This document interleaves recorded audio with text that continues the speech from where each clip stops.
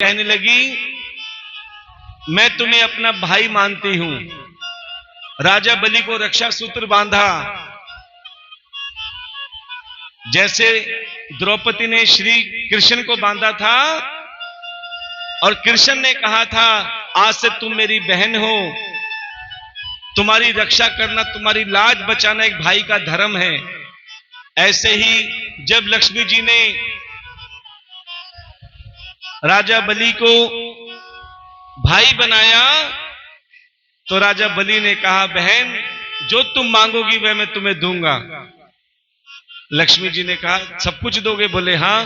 बोले मुझे मेरा पति दे दो, जो तुमने बंदी बना रखा है, द्वारपाल पर बिठा रखा है। और प्यारे वहीं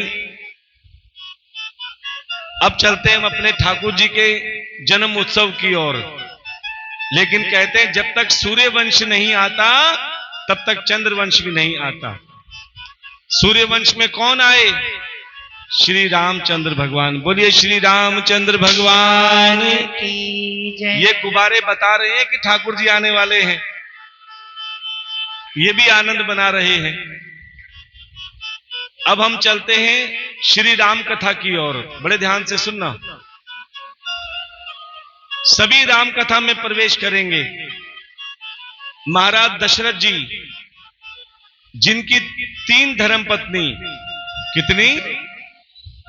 अच्छा, आपको एक बात बता देते हैं, धर्मपत्नी और पत्नी में फर्क होता है। क्या? धर्मपत्नी और केवल पत्नी में फर्क होता है। बता दें क्या फर्क होता है? पत्नी कौन होती है? जो पति को पतन के रास्ते पर ले जाए। पत्नी वो जो पति को पतन के रास्ते पर ले जाए। कैसे? पति की तनख्वाह है 10,000 रुपए, अजी शिमला चलते हैं, अजी घूमने चलते हैं, कुल्लू मनाली चलते हैं। अब बेचारे पति की तनख्वाह 10,000 रुपए, खर्चा 20,000 रुपए। अब क्या? पति कर्जे में आ गया, और कर्जे में आएगा तो टेंशन में, टेंशन में तो बीमारी, अर्थात पति को कहां ले गई? पतन के रास्ते पे। और धर्मपत्नी किसे कहते हैं? जो पति को धर्म के रास्ते पर ले जाए।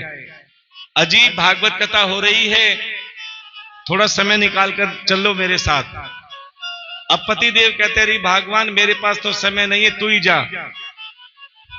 तब भी वो धर्म पत्नी, क्यों? अच्छा एक काम करो, 100 रुपए दो, भागवत कथा के प्रसाद में देने हैं। जो पति के धर्म की सेवा की कमाई धर्म में लगाए, क्योंकि पति देव धन कमा रहे हैं और उसकी पत्नी कथा सुनकर धर्म कमा रही है, सेवा करके धर्म कमा रही है। जो पति की नेक कमाई धर्म के कार्य में लगाती हैं, प्यारे उसे धर्म पत्नी कहा जाता है।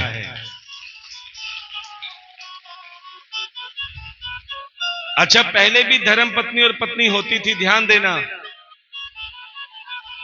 धर्म पत्नी कौन थी? पहले धर्म पत्नी कौन थी? रावण की पत्नी मंदोदरी, ये धर्म पत्नी थी। बेशक रावण ने सीता का हरण किया, लेकिन मंदोदरी बार बार समझाती थी, अजी ये काम गलत किया, आप एक काम करो, सीता जी को वापस दे आओ और श्री हरि के क्षमा मांग लो, उनकी शरण चले जाओ। अर्थात धर्म के स्थान पर ले जा रही थी, उसे धर्म पत्नी कहते हैं। और पत्नी कौन थी? धृतराष्ट्र की जो पत्नी थी उसे पत्नी कहा गया, क्योंकि उस गांधारी ने पति को क्या, पूरे वंश को पतन के स्थान पर ले गई। कैसे? धृतराष्ट्र तो अंधे थे, धृतराष्ट्र को दिखाई नहीं देता था, लेकिन गांधारी को तो दिखाई देता था कि मेरा पुत्र क्या कर रहा है, भाइयों का हक मार रहा है। चाहती तो वो समझा सकती थी कि बेटा तू ये गलत कर रहा है, लेकिन समझाने की बजाय आंखों पे पट्टी बांध ली, अर्थात पूरे वंश को पतन के स्थान पे ले गई। उसे कहते हैं पत्नी। अब महाराजा दशरथ की 3 धर्मपत्नी, ध्यान देना, कौन कौन सी? सबसे पहली कौशल्या जी, दूसरा केकई जी, और तीसरा सुमित्रा जी। अब बिल्कुल ध्यान से सुनना, आज कलयुग में पत्नी तो एक है, लेकिन 3 भाव वाली है। कितने भाव वाली? और तीनों भाव वाली यहां बैठी हैं। अब मैं किसी पे उंगली नहीं करूंगा, अपने आप समझ जाना हम कौन से भाव वाली हैं। तीनों के नाम रख लेते हैं, 1 नंबर, 2 नंबर और 3 नंबर। अब 1 नंबर वाली भी, 2 नंबर वाली भी और 3 नंबर वाली भी यहां बैठी हैं।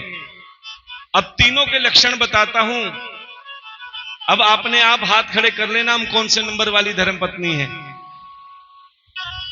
सबसे पहले 1 नंबर वाली धर्मपत्नी, बेटा इसको बिठा दो, बेटे को। सबसे पहले 1 नंबर वाली धर्मपत्नी कैसी होती है? पतिदेव सुबह काम पे गए, थके हारे घर में वापस लौटे, पतिदेव ने दरवाजा खटखटाया, धर्मपत्नी ने मुस्कुराते हुए दरवाजा खोला। कैसे खोला? मुस्कुराते हुए। देखो, शाम को पत्नी अगर मुस्कुराती हुई मिली ना, तो पति की आधी थकान तो वैसे ही दूर हो जाती है। ये पहले नंबर वाली है, 1 नंबर वाली, जो मुस्कुराते हुए स्वागत करे। अब पतिदेव आए, अभी पति ने कुछ बोला भी नहीं, फट दे की पानी का गिलास लाई, अजी पानी पियो। देखो, पति ने मांगा नहीं, लेकिन पहले ही पानी का गिलास हाजिर, अर्थात जो बिना कहे काम करे। क्या? जो। अब पति ने पानी पिया, अजी आप पानी पियो, मैं चाय बना लाती हूं। अभी चाय मांगी भी नहीं, लेकिन पहले ही चाय तैयार। लो जी, चाय आ गई, चाय पियो। पति ने चाय मांगी, लेकिन उससे पहले चाय आ गई। अजी आप चाय पियो, मैं भोजन बनाती हूं। भोजन बना रही है, भोजन दे दिया और हाथ में पंखा कर रही है कि पति को कोई परेशानी ना हो। ये 1 नंबर वाली पत्नी है। ईमानदारी से बताओ, 1 नंबर वाली पत्नी कौन कौन है?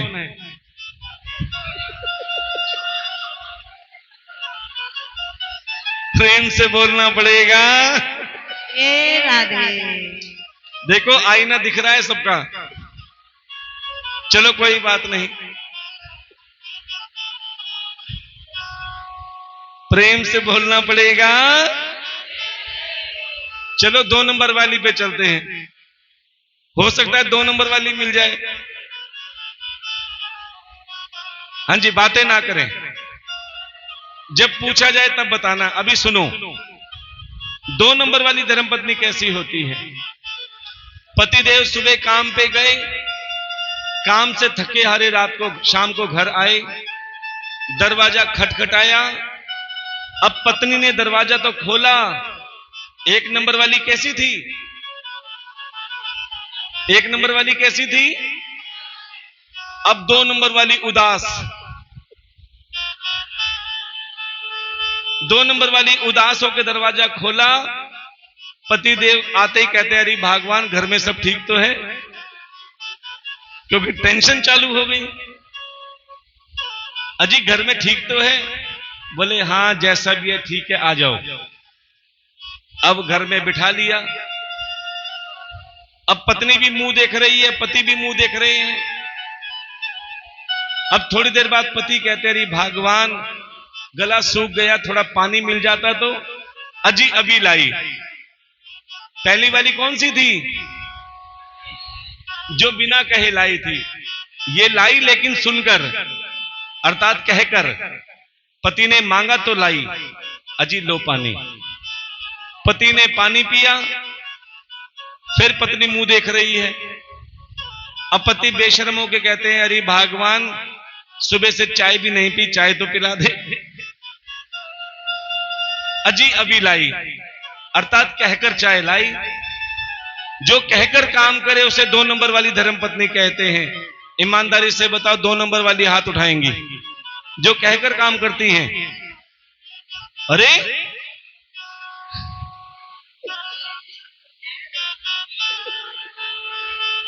प्रेम से बोलना पड़ेगा। राधे राधे। अच्छा, 2 नंबर वाली भी हाथ, इसका मतलब 3 नंबर वाली हो। चलो 3 नंबर पे चलते हैं। ये 2 नंबर वाली जो कहकर काम करे। 1 नंबर वाली कौन सी थी? 2 नंबर वाली। अब 3 नंबर वाली पे चलते हैं, ध्यान देना। हाँ जी, बातें ना करें। अब 3 नंबर वाली पत्नी के साथ क्या होता है? पतिदेव सुबह काम पे गए, थके हारे पसीनों से तरबतर घर पे आए। दरवाजा खटखटाया, पत्नी ने दरवाजा खोला। 1 नंबर वाली कौन सी थी? मुस्कुराते। 2 नंबर वाली। अब 3 नंबर वाली आग बबूला, आंखें लाल करके। अरे भगवान क्या हुआ? वो पति डर गए, बोले मैंने जो तुम्हें सामान की लिस्ट दी थी लाए? अरे भूल गया। बोले कर्म फूट गए मेरे जो तुम जैसे पति मिले। तुम जाते हो सारा दिन, मैं घर में कितना काम करती हूं, इसकी सुनूं उसकी सुनूं, ये करूं वो करूं, मेरी तो जिंदगी नरक बना दी। ये 3 नंबर वाली है। अब पति देव कहते हैं अरे भगवान सारी शिकायतें भी करती रहेगी या घर भी ले जाएगी, अंदर भी बुलाएगी? बोले हाँ हाँ, कौन मना करता है, तुम्हारा ही घर है, आओ। अब गुस्से में पति की हिम्मत नहीं जो पत्नी से कुछ मांग ले। अब फिर भी हिम्मत करके पति ने बोल ही दिया, अरे भगवान शांत हो जा, अरे दुर्गा माई शांत हो जा, बहुत प्यास लग रही है, थोड़ा पानी मिल जाता तो। बोले पानी पियोगे? वो रहा फ्रिज, इसमें से बोतल निकालो। हाँ, 2 गिलास निकालना, एक अपने लिए और एक बार हाथ उठाना। कहते ना उठाएं। 2 गिलास लाना, एक अपने लिए और एक मेरे लिए। अब बेचारे पति सहमे हुए फ्रिज खोला, ले भगवान तू भी ले, मैं भी पीऊं। अब थोड़ी देर बाद पति देव ने कहा, भगवान चाय की तलब लग रही है, थोड़ी चाय मिल जाती तो। बोले देखो रसोई हो रही, फ्राई पैन में पानी भरो, दूध चीनी पत्ती डालो। हाँ, 2 कप बनाना, एक अपने लिए और एक। ये 3 नंबर वाली धर्म पत्नी है। ईमानदारी से बताओ, 3 नंबर वाली हाथ उठाएंगी?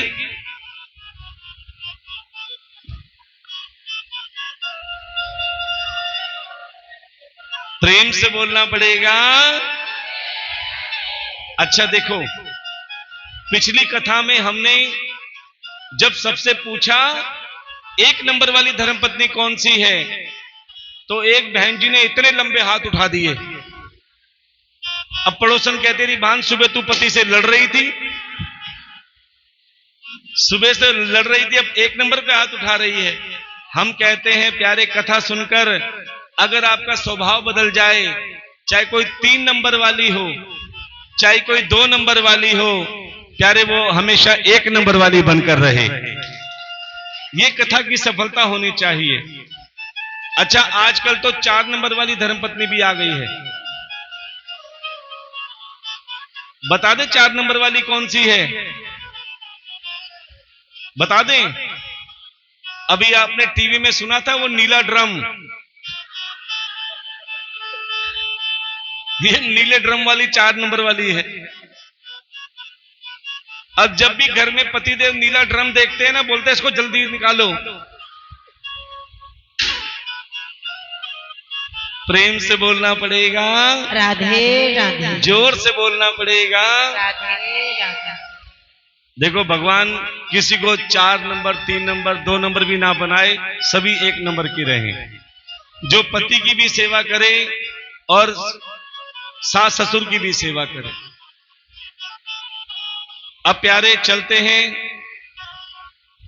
बहुत सुंदर हमारे ठाकुर जी का जन्म उत्सव होने जा रहा है। महाराज दशरथ जी की 3 धर्मपत्नी और महाराज दशरथ जी को श्राप लगा हुआ है। किसका? श्रवण कुमार के माता पिता का। और उन्होंने संतान उत्पत्ति यज्ञ किया। महात्मा ने एक खीर का दोना दिया कि महाराज अपनी पत्नी को खिला देना, आपके पुत्र हो जाएगा। अब खीर का दोना 1 और पत्नियां 3। कौशल्या जी को खीर का दोना दे दिया।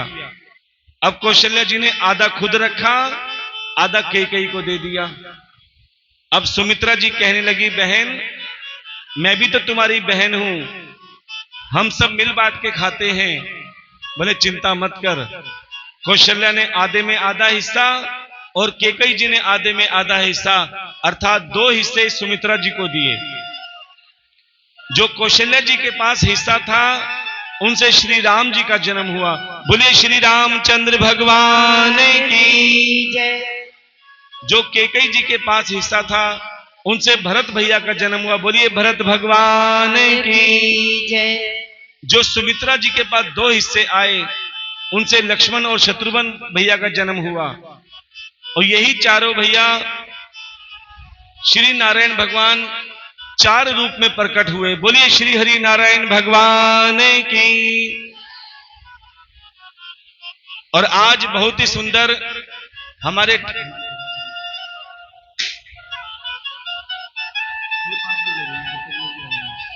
आज सभी को बहुत बड़ा सौभाग्य मिलने जा रहा है कि आज हमारे ठाकुर जी का जन्म उत्सव में जैसे गोकुल में बधाई बज रही थी, ऐसे ही आप सभी ने जो अपने ठाकुर की बधाई समर्पित करता है, जो अपने ठाकुर को बधाई देता है, उसके घर में ठाकुर जी बधाइयों की लाइन लगा देते हैं, खुशियों की लाइन लगा देते हैं। ऐसे कुछ दान दाताओं ने भागवत कथा में सेवा दी है, कुछ दान दाताओं ने हमारे ठाकुर जी की बधाई अर्पित की है और कुछ समय आपको दिया जा रहा है। जो भी अपने ठाकुर जी की बधाई देना चाहते हैं प्यारे, वो बधाई दे सकते हैं। श्री राधे। बोलिए वृंदावन बिहारी लाल की जय। जय श्री राधे श्याम। आपके होलंबी कला गांव से एक गुप्त बधाई आई है ठाकुर जी की 101 रुपए। एक बार जोरदार तालियों से स्वागत करेंगे।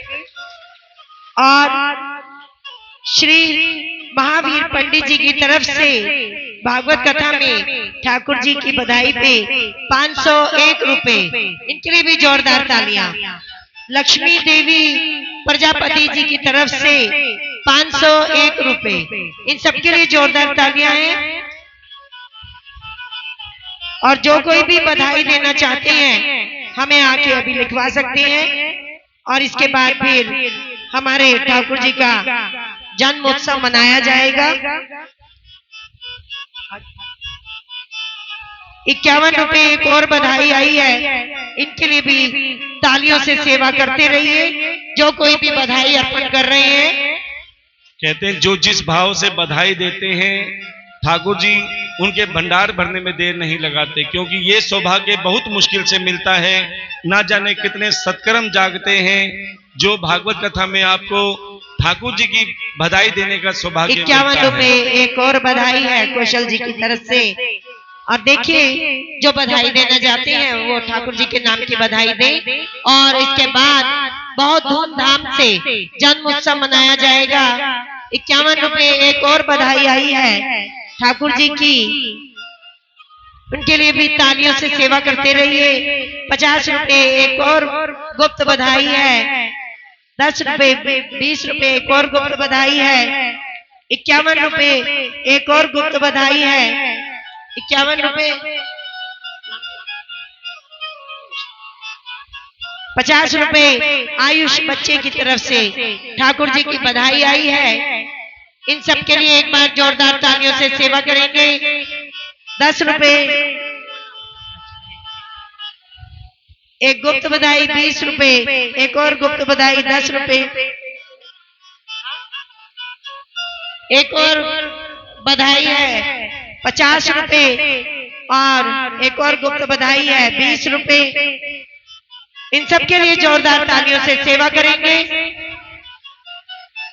देखिए जब बधाई बोली जाए, हाँ जी,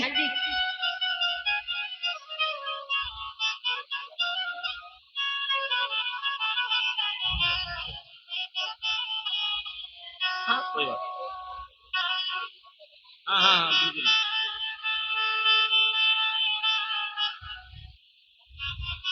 बलवान सिंह जी की तरफ से 20 रुपए बधाई है।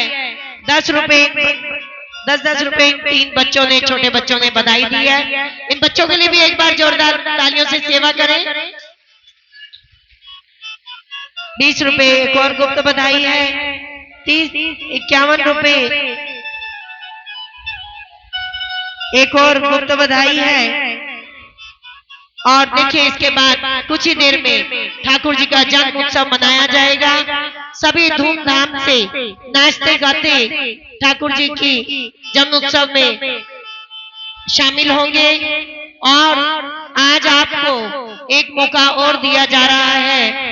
जिस किसी बहन, बेटी या बहू की गोद भरवानी हो, जिनके आंगन में अभी तक 51 रुपए एक और गुप्त बधाई है। जिनके आंगन में अभी तक ठाकुर रूपी बच्चों की किलकारी नहीं गूंजी है, वो आज कृष्ण जन्म के बाद, आरती के बाद महाराज जी से अपनी गोद भरवा सकते हैं। नारियल आपको यहाँ मिलेगा।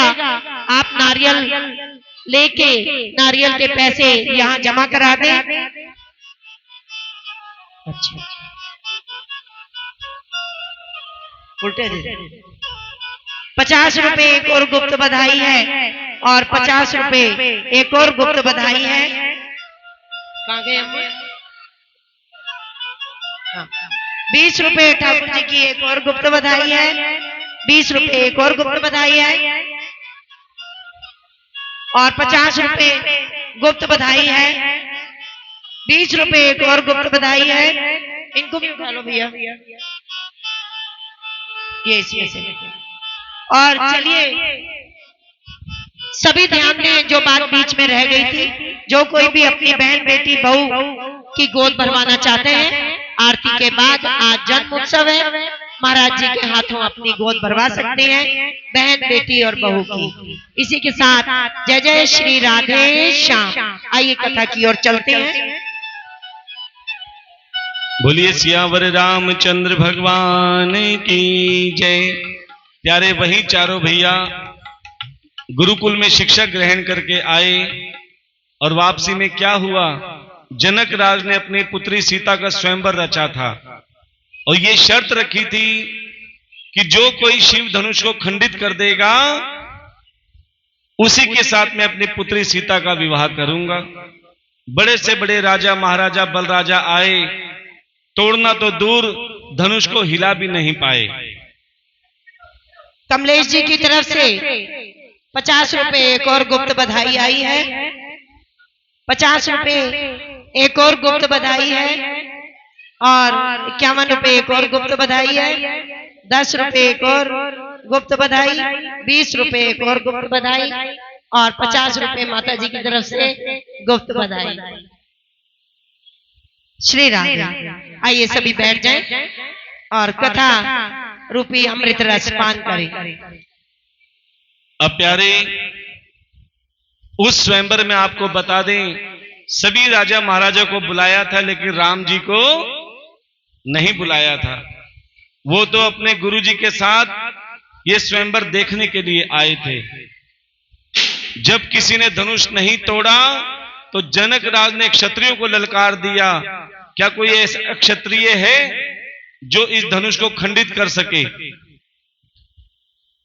तब गुरुजी ने श्री राम जी की ओर देखा और इशारा किया कि आप जाओ। तब श्री राम जी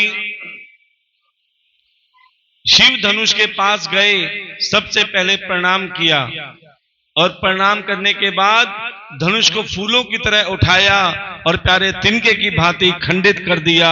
और जैसे धनुष खंडित हुआ, जनक राज ने अपनी पुत्री सीता का विवाह श्री राम जी से कर दिया। अब श्री राम जी सियावर रामचंद्र बन गए। बोलिए सियावर रामचंद्र भगवान की जय। और वहीं चारों भैया का विवाह हुआ। अब जैसे अयोध्या में आए, महाराज दशरथ जी बड़े प्रसन्न थे और पूरी अयोध्या में ढिंढोरा पिटवा दिया कि कल मेरे पुत्र राम का राज तिलक होगा। कहते हैं दहेज में कोई सामान गलत आ जाता है। महाराज दशरथ जी के विवाह में एक दासी थी जिसका नाम था, क्या नाम था? संतरा, मंथरा। उस मंथरा ने कैकेयी को ऐसा पाठ पढ़ाया, ऐसा पाठ पढ़ाया, जो महाराज दशरथ जी सबको उपहार दे रहे थे, जो मांग रहा था वो दे रहे थे। इतने में कैकेयी भी आ गई। बोले महाराज मैं भी आपसे कुछ मांगने आई हूं। बोले रानी जो तुम्हारी इच्छा हो मांग लो। बोले महाराज आपको याद है आपने मुझसे 2 वचन कहे थे, जब समय आए तो मांग लेना। बोले हाँ रानी मुझे याद है, मांगो जो तुम्हारी इच्छा हो। कैकेयी ने कहा महाराज मेरा पहला वचन, पहले वचन दो कि पूरा करोगे। बोले हाँ मैं वचन देता हूं। क्यों बड़े खुश थे। बोले मेरा पहला वचन, जिस राम की तुम राज तिलक की तैयारी कर रहे हो वो राम की ना करके मेरे पुत्र भरत की राज तिलक की तैयारी करो। इतना सुनते ही प्यारे महाराज दशरथ जी के पैरों तले जमीन खिसक गई। रानी तुम ये क्या कह रही हो? क्या राम तुम्हारा पुत्र नहीं है? बोले हाँ राम मेरा पुत्र है, लेकिन मैं चाहती हूं भरत गद्दी पे बैठे। और ये कैकेयी भी जानती थी कि जब तक राम यहां रहेंगे भरत गद्दी पे नहीं बैठेंगे। बोले मेरा दूसरा वचन, राम को 14 वर्ष के लिए वनवास भेज दी। इतना सुनते ही प्यारे दशरथ जी को ऐसा सदमा लगा, मुख से आवाज नहीं निकल रही, आंखों से आंसू नहीं रुक रहे। इतने में राम जी का आगमन हुआ। राम जी ने माता पिता दोनों की बात सुन ली। बोले मां आप चिंता ना करें, आप वन भेजने को राजी तो मैं वन जाने को राजी। देखो पहले के राम कहते मर्यादा पुरुषोत्तम, अपने माता पिता का आदर करना जानते थे। हम राम जी के चित्रों की पूजा नहीं करते, राम जी के चरित्रों की पूजा करते हैं। क्यों? राम बन गए तो राम बन गए। क्योंकि उस समय अगर राम वन नहीं जाते तो आज राम जी की कोई पूजा नहीं करता। अच्छा पहले के राम और आज के राम में क्या अंतर है? ध्यान देना। पहले के राम माता पिता की आज्ञा से वन जाने को तैयार हो गए और आजकल के राम अपने माता पिता को वन भेजने को तैयार हो जाते हैं। पूरे के पूरे वृद्धा आश्रम भरे पड़े हैं बूढ़ों से। क्या उनके बेटे नहीं हैं? एक वृद्धा आश्रम में हम गए थे, 80 साल के बूढ़ा बूढ़ी एक दूसरे का हाथ पकड़ के चल रहे थे। हमने उनसे पूछा क्या आपके बच्चे नहीं हैं? बोले महाराज हमारे 4-4 बेटे हैं। फिर हमने पूछा शायद वो सामर्थ्यवान नहीं होंगे तभी तुम्हें वृद्धाश्रम में छोड़ा है। बोले नहीं, एक डॉक्टर है, एक वकील है, एक इंजीनियर है और एक बिजनेसमैन है। बोले जब सारे संपन्न हैं तो तुम वृद्धाश्रम में क्यों? बोले उनके पास सब कुछ है लेकिन अपने घर में हमारा स्थान नहीं है। देखो जो मां अपनी कोख में 9 महीने तक स्थान देती है अपने बच्चों को, आज कितने दुखद बात है उन बच्चों को उसके खुद के घर में मां बाप का स्थान नहीं है। 4 मंजिल मकान बनता है 4 बेटों के लिए, 4 बेटे सेट हो जाते हैं लेकिन माता पिता को चारपाई डाल देते हैं बाहर, कोई पूछने भी नहीं आता, किससे मिलने की फुर्सत नहीं है बूढ़े माता पिताओं के पास। क्या होता है, वो बूढ़े माता पिता बीमार हो जाते हैं, दवाइयां की थैलियां बन जाती हैं बूढ़े माता पिता के पास। जितना भोजन नहीं खाते उससे ज्यादा दवाइयां खाते हैं। बीमारी क्या है? बूढ़े माता पिता को क्या बीमारी है? एक ही बीमारी है, 2 घड़ी मेरे बच्चे मेरे मन की सुन लें, 2 घड़ी मेरे पास आके बैठ जाएं, कुछ अपनी सुधा दे, कुछ मेरी सुन लें, लेकिन किसी के पास समय नहीं है। इसके बारे में कल चर्चा करेंगे, बहुत सुंदर। अब प्यारे, वहीं वन में केवट से मिलान हुआ, और जब वानरों की सहायता से लंका सेतु पार किया, रावण का वध किया, और रावण के पुष्पक विमान में जब अयोध्या आए तो कौशल्या जी ने कहा, पुत्र रावण को किसने मारा? राम जी ने कहा, मैया रावण को मैंने मारा। फिर कौशल्या जी कहने लगी, क्या रावण को तुमने मारा? बोले, मैंने नहीं, रावण को उसकी मैंने मारा, अर्थात अहंकार ने मारा, अभिमान ने मारा। इसीलिए कहते हैं प्यारे, भगवान से कहना हमें सब कुछ देना, लेकिन अभिमान मत देना। अब चलते हैं अपने ठाकुर की जन्म उत्सव की ओर। प्राचीन काल में यदुवंशी राजा सूरसेन, हाँ जी, ठाकुर जी को ले आओ, और उनके पुत्र वसुदेव जी, जिनका विवाह देवकी के साथ हुआ, और उनके चचेरे भाई उग्रसेन के लड़के कंस, जो अपने रथ पर बिठाकर देवकी और वसुदेव जी को ससुराल लेकर जा रहे हैं। तभी रास्ते में अचानक बिजली कड़की, आकाशवाणी हुई, अरे कंस, तू किसको लेकर जा रहा है? कंस को लगा कि ये मेरे मन का वहम है। थोड़ी दूर और आगे रथ बढ़ाया तो नारद जी का आगमन हुआ। नारद जी ने भी यही कहा कि रे कंस, तू किसको लेकर जा रहा है?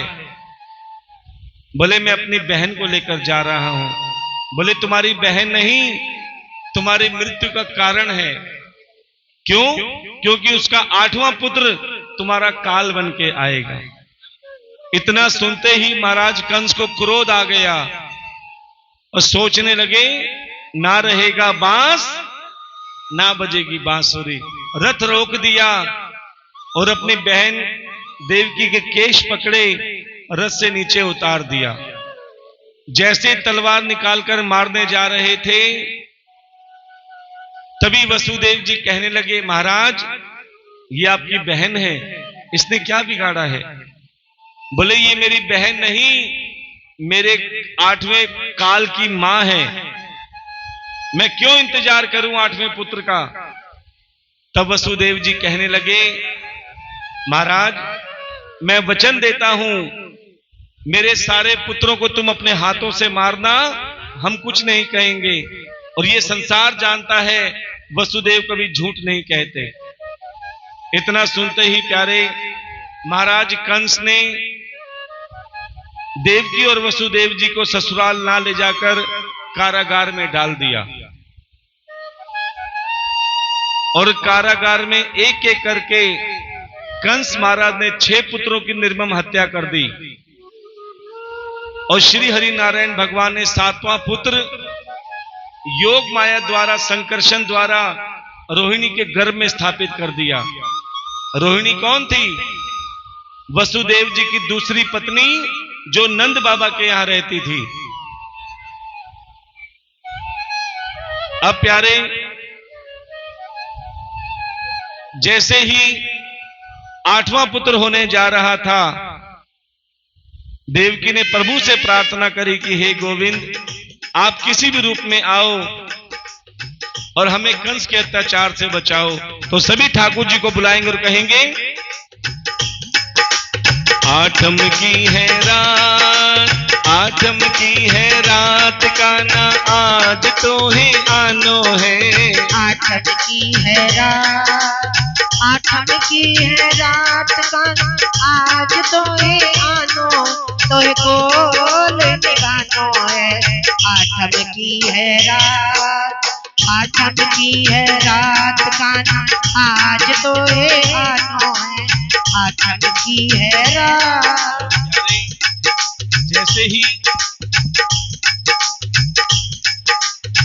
जैसे ही ठाकुर जी का आगमन हुआ तभी चमत्कार हुआ। क्या? टूट गए ताले, सो गए पहरे वाले। बोलो ना, तालियों के साथ। पहरे वाले, टूट गए ताले, सो गए पहरे वाले। टूट गए ताले, सो गए पहरे वाले। ये माया कैसी रची हो, टूट गए ताले, सो गए पहरे वाले। ये माया कैसी रची हो। छाई खुशी अपार, छाई खुशी अपार और गुणगान तेरो पानो है। छाई खुशी अपार, छाई खुशी अपार और गुणगान तेरो पानो है। कोई कौन निभानो है। आठम की, आठम की है रात कान्हा आज तो है आनो है। आठम की है रात। और प्यारे सभी ने ठाकुर जी का स्वागत करना है। हाँ जी, और श्याम और बलराम दोनों आ रहे हैं। एक बार बलराम जी के लिए भी जोरदार तालियों का स्वागत करेंगे। हाँ जी,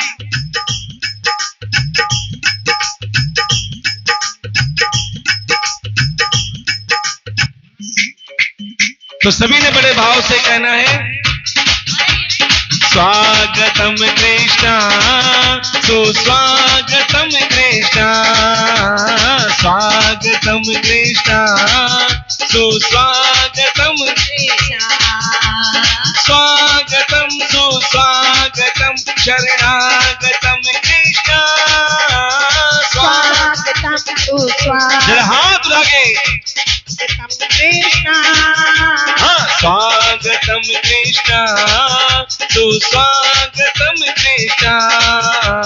स्वागतम कृष्णा, सुस्वागतम कृष्णा।